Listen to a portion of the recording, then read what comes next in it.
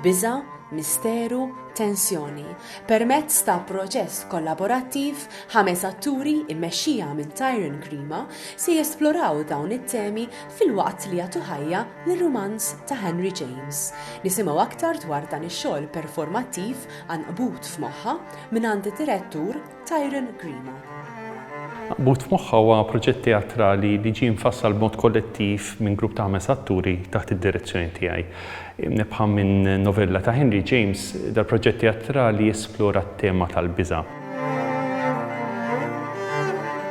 L-istorja hija dwar Isabel, il-protagonista tal-avvenimenti teatrali li apparti interpretata minn Sharon Bezzina li għadha kemm wirtet il-ħanut tal-antikitajiet tan-nannit tagħha. Però f'dal-istess ħanut seħħet traġedja fil-modi meta Isabel kienet għadha tifla. Traġedja fejn fiha l-ġenituri tagħha mietu, però hi ma stax tifhem il-għala il-kif hemm misteru marbut magħha. U hekk kif id-dram jibda jiżvolġi ruħu, dawn l-avvenimenti jibdew jħallu impatt misterjuż u ikraħ fuq il-komunità li fiha Isabel tgħix, speċjalment fuq żewġ persuni li huma importanti ħafna f'ħajjitha. Milli l-ikbar ħabiba tagħha kif ukoll Ralph, ir-raġel li ħadd iżżewweġ. U jisu quddiem dawn l-avvenimenti strambi, misterjużi, sopranaturali, tgħidaw l-affarijiet li Isabel għaddejja minnhom tassew qed jiġru jew kif it-titlu tad-dram jindika huma biss anqbut f'moħħha.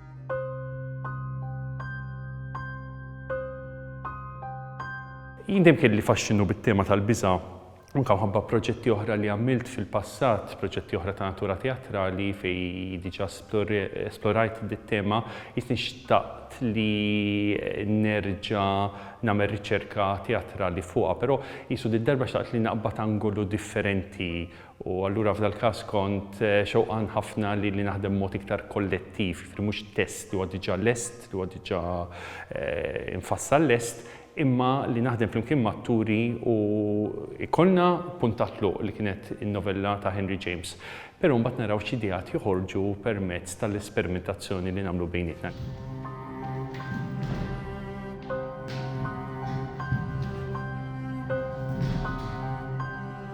L-atturi għaddew minn training stidinna mill-Amerika l-grupp teatrali Piper li ġew Malta biex jagħmlu workshops apposta fuq dal-proċess flimkien mal-atturi u kif kienu Malta ovvjament għamlu wkoll workshops u performance Malta stess. Minn hemmhekk imbagħad bdejna noħdu jisom temi differenti li ħorġu fin-novella ta' Henry James u nesperimentaw bihom għall-ewwel mod fiżiku biex naraw daw fejn jistgħu waslu. Permezz dawn l-esperimentazzjonijiet imbagħad bdejna bil-mod il-mod li ġeneraw ideat li mbagħad wassal għall-proċess ovvjament biex dal-iskript intuħ ħajja fil-produzzjoni li ħajaraw l-udjenza.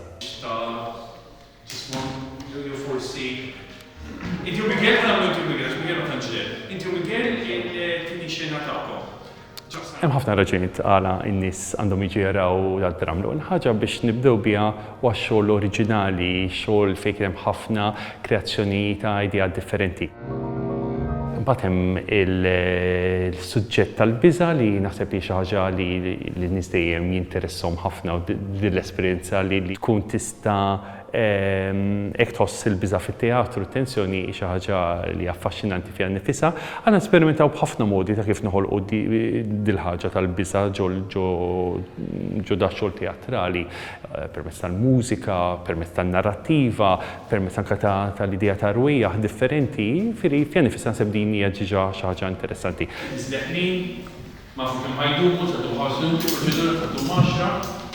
Il-produzzjoni hija koproduzzjoni bejni u Sharon Bezzina u fil-cast hemm 5 atturi li huma Sharon Bezzina stess, Andre Manjon, Sera Li Zammit, Bradley Kakkija u Miguel Formosa. Da xogħol ħajtella fil-Valletta Campus Theatre fl-14, 15 u 16 ta' April fit-8 ta' filgħaxija. Għal iktar informazzjoni wieħed jista' ifittex fuq is-sit elettroniku Shows Happening. Ta' min jgħid ukoll li dan huwa proġett ta' riċerka miegħun mill-Kunsill Malti għall-Arti kif ukoll mill-MCAST.